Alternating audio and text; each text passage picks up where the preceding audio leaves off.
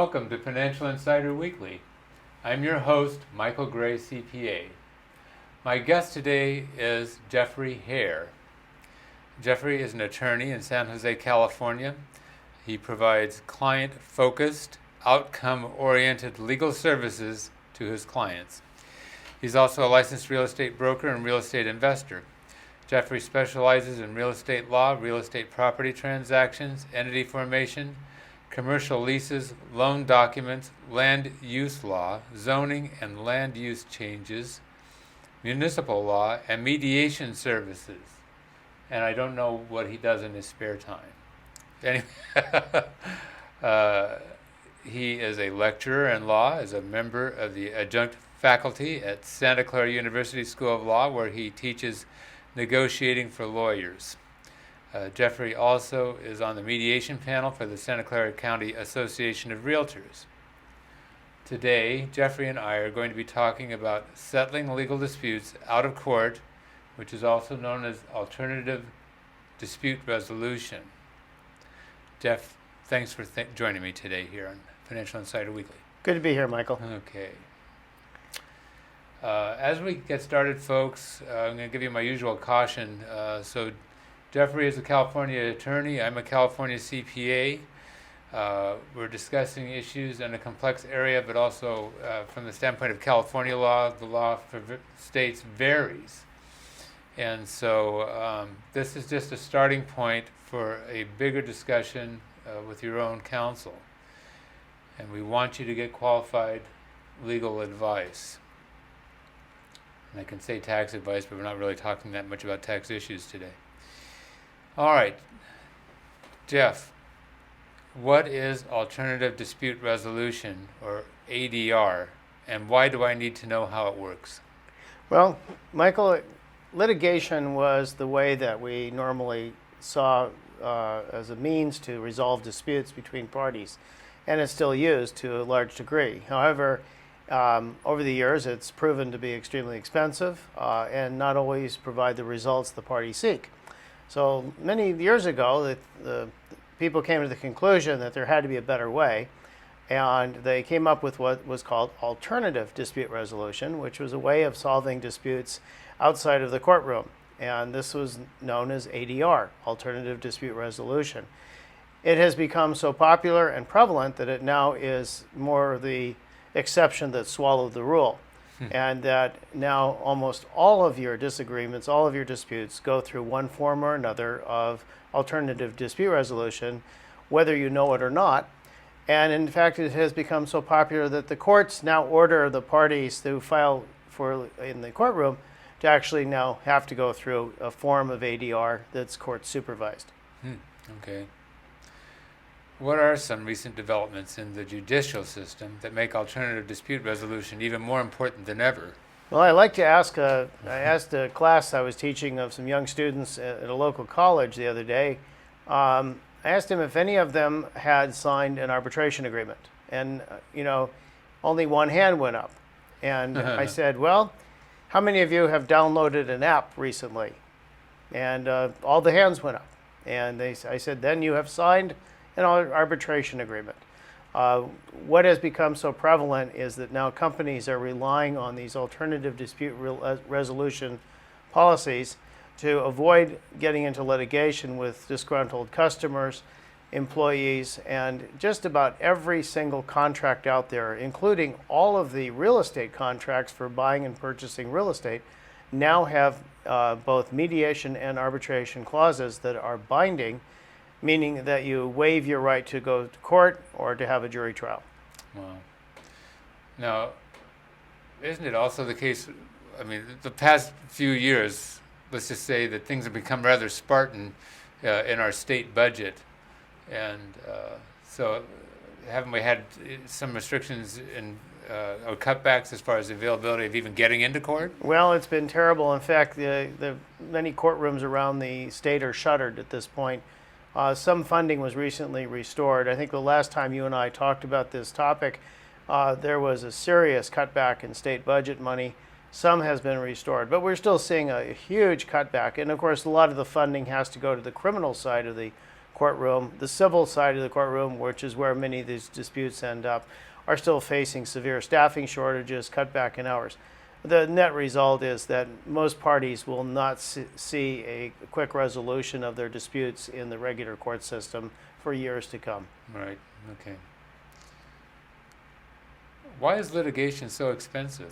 Well, like anything else, it's become more costly, it's become more complex, and in many ways it's become extremely specialized. I was looking at the cost for a lawsuit that a colleague was involved in, and between the experts they had to hire, the discovery process, and the deposition testimony, which had to be videotaped, the cost had just run up. And the delays in the court processes themselves translate very easily into more hours of lawyer time, which again translates to the bottom line as a huge expense to bring a case to a trial. Mm-hmm. So is alternative dispute resolution mandatory or is it optional?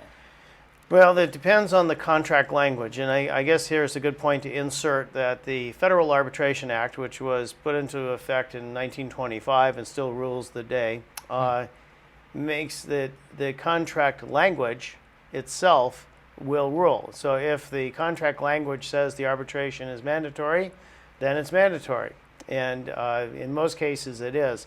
The only exception I saw on a real estate contract recently was that the signing of that contract, the arbitration clause, was optional. But once it's signed, it then becomes mandatory. So you can go ahead and buy and sell real estate in California using the standard CAR form or the PRDS forms. And you have the option of whether or not to sign the arbitration clause. But once you have, it's binding. Now, is it like a separate thing that you initial on your contract? It is in the contract, in the body of the contract, but it's initialed. And one of the things that's developed recently is in order to get signatures on these contracts, as well as many other agreements, companies have resorted to using electronic signature mechanisms. And so we call them click wrap or click-through agreements, where most people are pretty familiar with them when they're downloading software, where you bring up the software, it says you agree to the terms of 25 use. pages of text. Yeah, all run together on your smartphone. Yes. And you're scrolling through madly trying to get to the point where you can say, I agree, I want to use the software. And before you can, you have to click I agree. Mm-hmm. When you click the I agree button, I accept the terms of use. They assume that you have read them, you agree to them. And buried in the middle of that is that any disputes with that company that you're getting the software from are going to be settled by arbitration. So part of the problem is that most people do not, of course, read these agreements. They just spin through until they can click them. And the courts have looked at a couple of cases to find out where this still is valid, right down to looking at the size of the buttons in relationship to the rest of the fonts on the screen, whether it's a different color.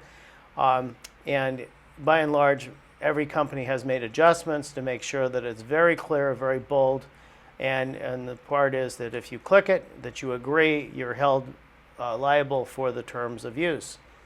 So this is, remember the old days when you got software in a package wrapped in plastic? When you tore off the plastic, you now were bound by the terms of use. This was called shrink wrap. Right. And the law said these were valid agreements. The new one is if you click the I agree button, you're held to the terms of use of that agreement. And you can't use it unless you agree, so, it's like... You're stuck. Yeah, you're kind of stuck. Same with employment agreements. In fact, some of the bigger cases that have come out recently for employees is when they're hired on, they're given stacks of papers to sign and their agreements. And what they don't realize is buried in those are also arbitration agreements. And these have resulted in some rather egregious cases where individuals have been denied the opportunity to litigate over wage and hour losses. They find out after the fact that buried in the stacks of employment documents, the employment manuals, employee manuals that they have signed, they've agreed to arbitrate the case. And those arbitration agreements require them to pay fees up front to the arbitrator and travel to a foreign city to have the arbitration hearing. I'm going to Athens for my hearing. Well, even North Dakota would be a long way for some people. Yes, Yes. right. Wow. What's the difference between mediation and arbitration? Good question. We always assume that everybody knows this, but it's a very big difference. In a mediation, if two people are having a dispute, a mediator is a neutral third party who will help facilitate the parties in their effort to reach a conclusion. The mediator does not make any decisions. The mediator tries to help the parties to understand the problem and guide them through the process of reaching an agreement between them. I think mediation is an excellent tool because mediation often lets the parties reshape the contract based on new circumstances or new terms that may have not been contemplated when they signed the original agreement. In mediation, the parties can agree to anything that they wish to agree to. Arbitration, on the other hand, involves a neutral third party who is the decision maker. And the parties submit their arguments. They may have a hearing. They may submit arbitration briefs. And very much like a judge would rule, except the arbitrator who has been selected by the parties to be the hearing officer will then make a ruling. That ruling can then be enforced in court. And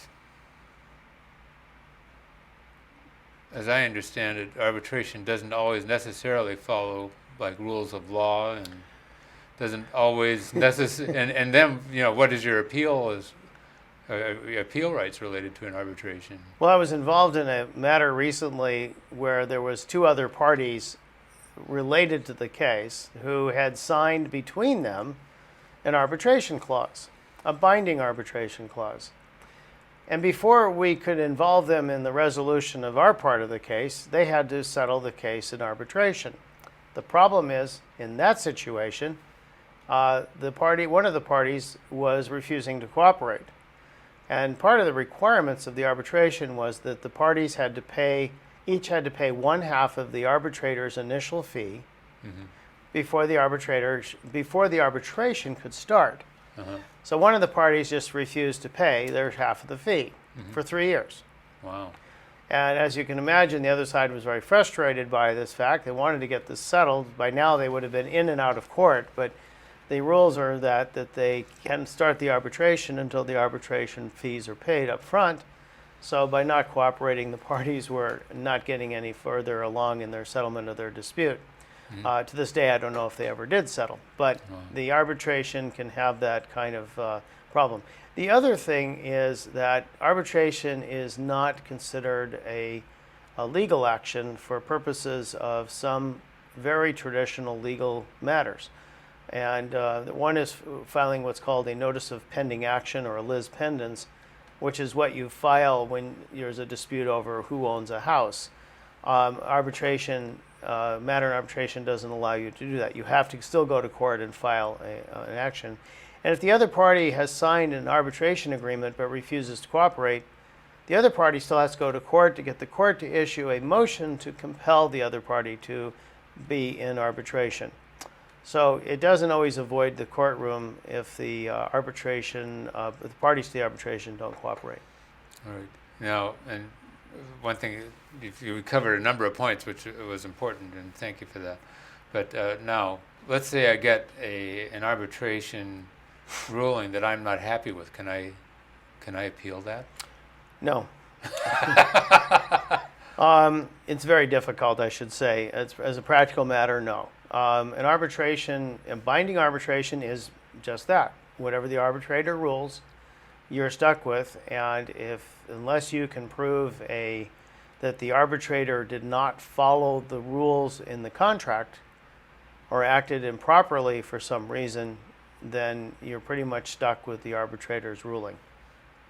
And are arbitrators bound by usual legal precedents and that sort of stuff? Not at all. They can see whatever evidence they want. They can review whatever they want to and weigh the evidence any way they wish. I will say that most arbitrators, especially with organizations such as the American Arbitration Association and JAMS, the Judicial and Mediation group, Uh, Both provide highly qualified and very seasoned, experienced lawyers and practitioners who will provide arbitration services. Mm-hmm. The other benefit, I should say, to arbitration, I don't want to put it down entirely, is that you often can get someone who has unique experience or background in the topic area that your case may involve. Mm-hmm. So many companies, for example, have used arbitrators where there's a specific technical knowledge required, and the arbitrator will be familiar with the technology. Okay. So what are advantages and disadvantages of signing that arbitration clause in a contract agreement? Well, for one, if you do sign it, then you know that you have a pathway that doesn't require you to go to court and follow the rule.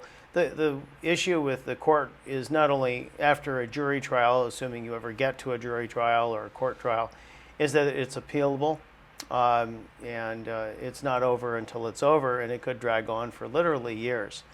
Mm-hmm. With mediation, it's a toss-up, but if the parties cooperate, they can resettle the agreement entirely. With arbitration, the notion is, and the hope is, that the arbitrator who is knowledgeable about the subject area can issue a ruling in relatively short time if the parties cooperate. And if the parties get that ruling, they then can close that chapter of whatever the dispute was and move on to the next level of their lives. Mm-hmm. Okay. What do you think the best approach is for being successful in mediation or in arbitration? Well, the key one is, first, I would always recommend that they hire an attorney to assist them. Mm-hmm. An attorney will help give a person a perspective on their case they might not get by representing themselves. A lot of people do try to represent themselves, but they need to have a professional, who can guide them through the process, help them to focus on the key issues, and help them advocate their side of the thing before either an arbitration or a mediation. Two, you should have a plan. I think the key thing for many people is the need to have an objective in mind when they go into a dispute. Once they're faced with a dispute, it's because they haven't reached something. There's an obstacle to the goal they were trying to reach, and this has resulted in a dispute. They want to remove those obstacles, and they want to move on to their goal. And having a plan and having a goal will help stay focused and avoid the distractions that usually come up. So having a plan and some professional assistance in the form of an attorney would help often save them thousands and thousands of dollars that result from these distractions and wasted time chasing irrelevant red herrings that often happen when disputes occur. Yeah. I think it comes back to that old saying, that the person who acts as their own attorney has a fool for a client. Yeah. So Well, it's often the case. Some people put a lot of good effort and do a good job, but not that they will do a bad job. It's just they need that perspective. They need that independent view from an attorney with an attorney-client privilege that can tell them the strengths and weaknesses of their case. But I think that if they understand that every matter can be resolved, every matter can be worked out, and understanding that compromise is sometimes the most critical need. Not standing so firm on an outcome, because if they go to court and they go to trial, the jury may not agree with them, and they may end up holding the bag with nothing in it. Whereas, mediation, they make some compromises. They will get some, maybe most of what they need to get. And in some cases, they may end up with something more than they would have gotten had they gone to trial. Sometimes, if it's properly done, a good mediator can help the parties add value to the formula, and they can sometimes put their heads together and come up with something greater than they had originally envisioned. Mm-hmm. It does happen. Yeah. I was just thinking of another thing, and again, it's the idea of, if one side has a legal counsel and the other doesn't, then the person who doesn't is really disadvantaged, I think. And part of what I'm thinking of it relates, particularly in the arbitration context, is usually the person who's an arbitrator, like you said, is going to be, maybe an attorney, maybe a retired judge, or maybe even be a judge that's making a little money on the side. I don't know, but anyway. So, but the point is that they deal in a certain language. So it's like when I represent a taxpayer before the Internal Revenue Service, if they try to represent themselves, they're not speaking the same language as that auditor.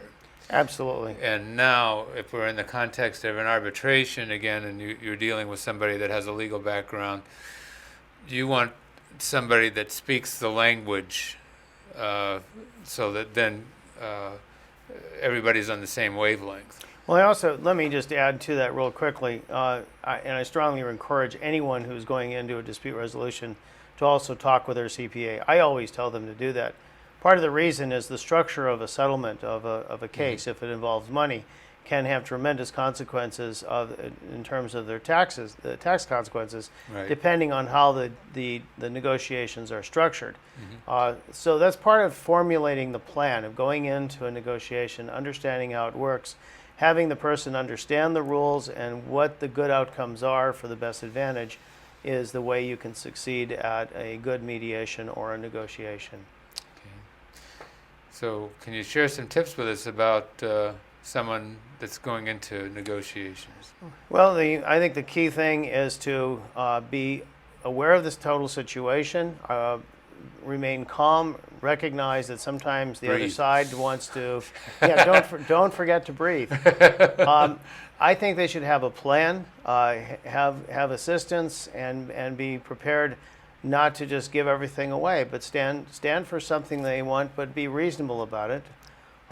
Be able to justify the reasons for what they want, and to stay focused on their goal rather than, but not so rigid that a little compromise here and there can't help move the process along.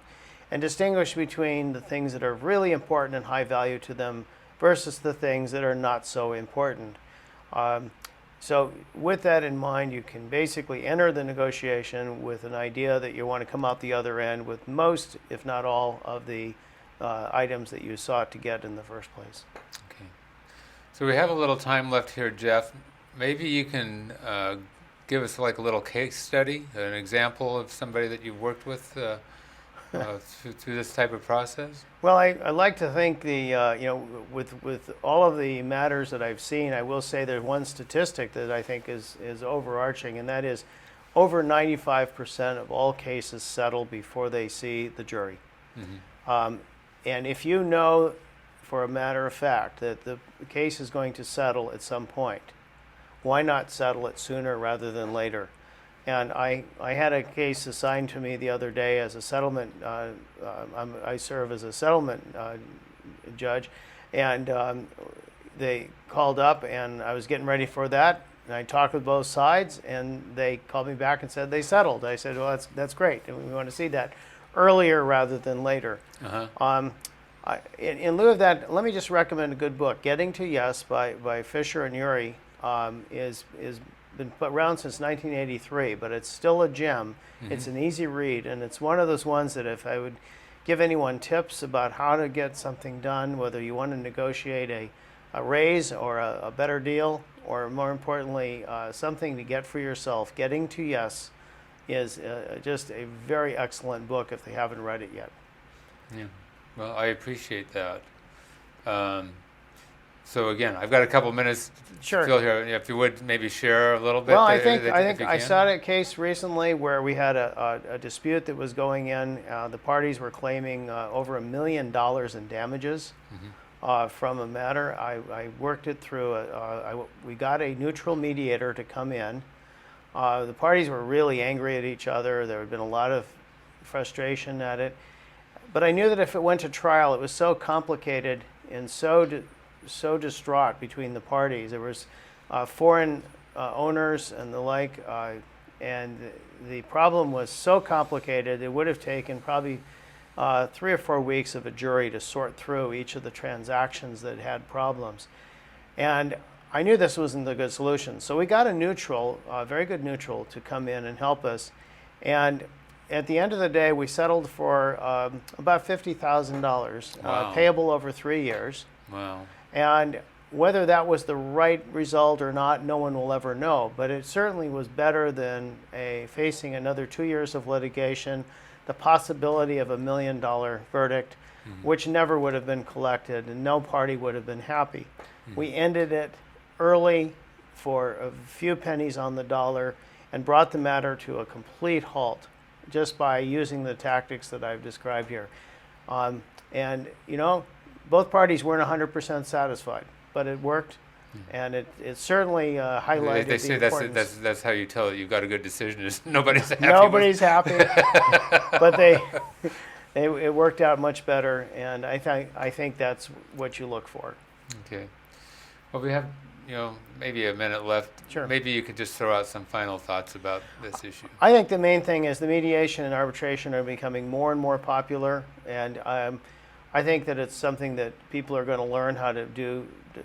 Conflict is part of our society. We have it no matter what. It is not going to go away. Learning techniques for resolving disputes is not only a life skill that I think everyone should have, but it's something that if they do get into the professional realm in your business, looking for ways to solve it involves active listening, paying attention, and focusing not on positions but on interests of the individuals involved. And anyone who's had to return an item to a store has inadvertently participated in that store's dispute resolution program because they'd much rather have you come back and bring the item in, no questions asked, and have you come back to that store over and over again than go to court and fight you over a defect or a mispackaged item. So we're seeing more and more uses of it. I think it's going to be the wave of the future, and I think we're going to see less and less litigation. Jeff, thanks for joining me today and My pleasure. sharing some of your experience with us. Folks, I hope that I know that we shared some valuable information with you. Like I said, this is just an introduction for a discussion with your own counsel. And anyway, but I think we've given you some valuable insights here. We'll see you next time on Financial Insider Weekly.